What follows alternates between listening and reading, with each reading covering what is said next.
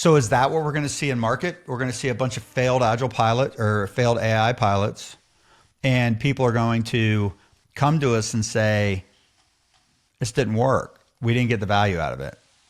How do we do this right? Yeah. And then we tell a structure governance metric story in effect that says, you got to pull this apart. You got to do this. You got to align your data. You got to get all your stuff right.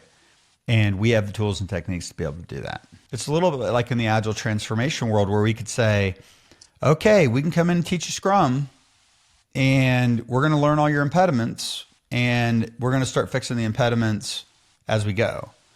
But what we know is that organizations are inherently not constructed well to do Scrum.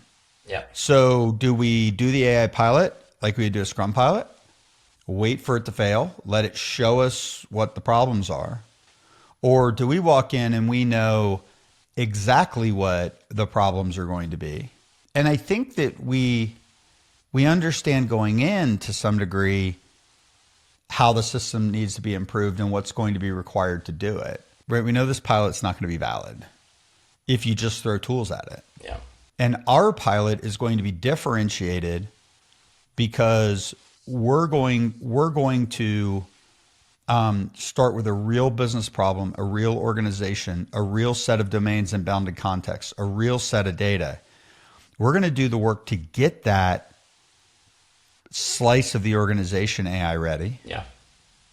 And it's almost like there's a really interesting parallel. Most of the people that ever called us weren't like, hey, we're waterfall and we've never thought of agile, and we'd like you to come and help us.